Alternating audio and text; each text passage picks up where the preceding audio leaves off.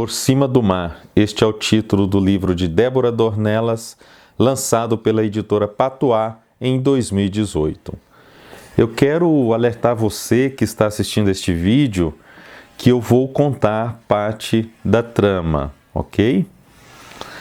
Débora Dornelas é uma escritora carioca que morou em Brasília durante boa parte de sua vida e atualmente reside em São Paulo. É autora do livro de poesia Tris, lançado em 2012, e faz parte do coletivo literário Martelinho de Ouro. Este livro, Por Cima do Mar, venceu o prêmio Caça de las Américas em 2019, como o melhor romance brasileiro do ano. O romance é narrado por Lígia Vitalina. No próprio livro, Débora diz que o embrião dessa história ela encontrou em um conto dela, e foi em uma mensagem de um amigo que lhe abriu os olhos para este fato, que ali estava o embrião de um romance. E o amigo tinha razão. A personagem Vita é de uma força incomum na literatura brasileira, é de uma grandeza excepcional. Faltavam grandes personagens femininas em nossa literatura. Vita, filha de um operário da nova capital brasileira e de uma empregada doméstica, é moradora do Iapi e da Ceilândia. Cresce com as marcas do sofrimento que só os negros podem conhecer em um país como o nosso. Cresce com marcas da violência, não apenas a violência simbólica, mas também a crua, a das desigualdades profundas. Em certo momento, é preciso limpar a cidade para os endinheirados que estão chegando. Então, as famílias são removidas para os subúrbios, de onde não conseguem mais sair. Caso da família de Vita. Vita é estuprada por 2 homens e prefere esconder isso de todos. Ela não acredita que o sistema possa lhe fazer justiça, então prefere se calar. É uma situação muito comum por aqui, esse silêncio, infelizmente. Para uma mulher negra da periferia, então, as coisas se complicam ainda mais. O racismo, aliás, é um tema constante na obra, mas não em tom direto de denúncia ou de naturalização, mas é um fantasma que faz parte da trama e da vida das personagens. Há uma discussão que pode advir disso, o lugar de fala. Nas palavras de Djamila Ribeiro, a questão de quem pode falar em uma sociedade patriarcal, racista, onde o discurso legitimado é o discurso do homem branco heterossexual. Como as outras vozes são consideradas? O outro, que não é a norma, e como esse regime de autorização discursiva impede que os outros façam parte deste regime e tenham o mesmo direito à voz. Lugar de fala é lugar social de localização de poder. Para mim, a arte pode sim considerar estas questões, que podem ser até ultrapassadas, como ocorreu neste romance de Débora Dornelas. A personagem Vita está em seu lugar de fala. Ela tem voz, no sentido Foucaultiano, de relações de poder. Eu não vou me aprofundar aqui neste tema, mas é uma boa discussão e me parece que ela precisa ser feita.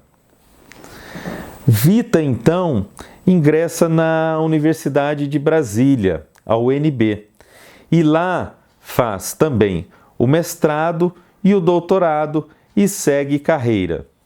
Durante um congresso, conhece o angolano José Augusto, com quem tem um relacionamento amoroso e de quem passa a ser companheira. Boa parte da ambientação, mesmo quando Vita conhece José Augusto, se passa em Brasília. A descrição dos lugares é minuciosa, mas não nos deixa cair no tédio. São passagens carregadas de lembranças da personagem, de ligações afetivas que se diluem e se misturam às descrições, deixando tudo muito mais lírico. Os lugares de Angola também são descritos com maestria. Eu, que nunca estive lá, me senti naquele país. Tal a riqueza com que tudo ali é descrito. A escolha por dar destaque aos lugares, por dar lugar às cidades, foi muito acertada. Deixa a história bastante rica de informações. Novamente eu destaco a afetividade com que a narradora trata estes lugares. É isso o que os torna tão especiais. As passagens históricas dão um tom de veracidade a toda a trama e passamos então a estar com Vita e acreditar nela. Não é mais apenas uma versão, um relato, passa a ser a verdade para o leitor. A narrativa em primeira pessoa é também muito acertada. Faz com que estejamos o tempo todo próximos de Vita e compartilhemos os sofrimentos e as alegrias dela. O romance abrange praticamente toda a vida de Vita, desde a infância até a fase adulta, lembrando que ela, a personagem, finaliza seu romance ainda jovem. Os diálogos são certeiros e cada um tem o seu estilo. Cada personagem tem voz própria, tem um tom. Destaque para as várias poesias que se mesclam à prosa. Destaque aos desenhos que ilustram toda a obra, feitos pela própria autora, e também para as epígrafes, em especial as que citam Conceição Evaristo. Há muito mais a se dizer de um livro desta envergadura, dessa importância, mas eu não quero aqui me alongar em análises. Eu vou ler agora 2 passagens do romance, para que você tenha uma ideia do estilo de Débora Dornelas. Inscreva-se no canal Acontece nos Livros e se você curtiu este vídeo, divulgue-o em suas redes sociais. Ajude nosso canal a crescer. Valorize a literatura brasileira, valorize as pequenas editoras. Ajude as pequenas editoras, ainda mais neste momento que elas tanto precisam. Compre livros, presenteie com livros. 44. Nunca achei que fosse o tipo de pessoa que faria terapia. Pensava que jamais ficaria confortável com isso. Não porque achasse que é coisa de gente doida, mas porque achava que terapia não era coisa para gente pobre. Que uma coisa não combinava com a outra. Era refém dessa crença inútil, reforçada por preconceito e desconhecimento. E mesmo quando fui à primeira sessão, caminhei até o consultório da psicóloga carregando uma tonelada de culpa no lombo. É gastar dinheiro à toa, bobagem, frescura de branco, coisa de rico.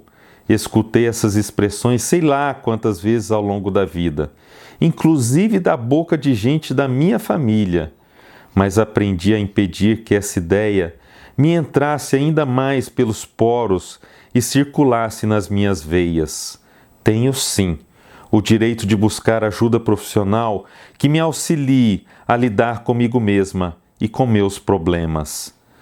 Todo ser vivente tem, e de pagar uma terapia, mesmo que com sacrifício, se achar que é o caso. Era. Sobrevive entre as mulheres negras a ideia de que, por ser preta e de origem pobre, uma mulher tem que ser sempre forte e aguentar tudo sem sucumbir e sem pedir ajuda.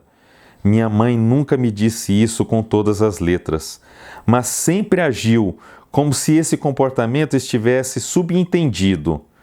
De tia Maria, ouvi absurdos a esse respeito. Minha tia não segurava a palavra. Era uma tagarela para os padrões mineiros. Mas mãe e tia não foram as únicas que me incutiram essa crença estúpida, da qual elas próprias devem ter sido vítimas a vida toda. Vi e ouvi muitas vezes mulheres e homens negros no espaço familiar, na vizinhança, nas rodas de amigos, falando e agindo como se para nós, pessoas negras, não houvesse a possibilidade da fragilidade. Passei anos da minha vida guardando dentro de mim todos os detalhes do ataque. Aqueles escrotos me violaram o corpo e a alma naquele dia. Parte de mim ficou no chão, seco do cerrado. Mas ainda estou aqui. E decidi não mais dar aos monstros o poder de me roubarem o gosto pela vida. 57. Eu me chamo Lígia, mas posso me chamar calango, tatu, louva-a-Deus, touro, cabra, surubim, cascavel. Não nasci no oco do mato, mas vivi no oco do mundo. Não boto ovo. Corro atrás de mim mesma e mordo meu próprio rabo. Mamei em seio de mulher e de loba-guará. Sou tamanduá que engole formiga viva. Galope de ema. Seriema gritando na campina. De um dos meus galhos pende um pequi grande, de carne amarelo-ouro como a luz que me trouxe.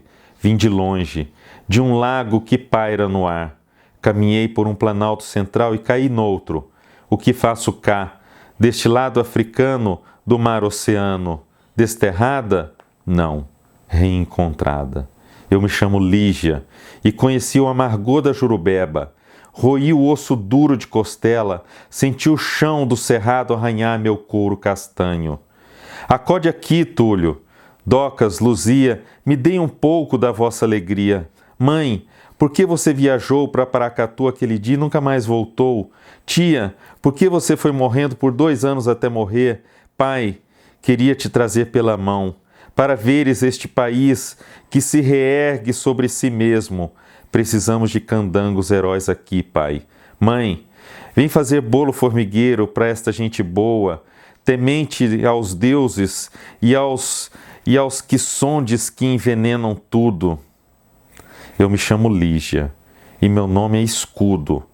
E foi a senhora, mãe, quem me deu. O pai é pedreiro, mas és tu quem edificas a casa. Pai, não sou vitalina no corpo, mas na alma morrerei tal qual o Senhor me concebeu.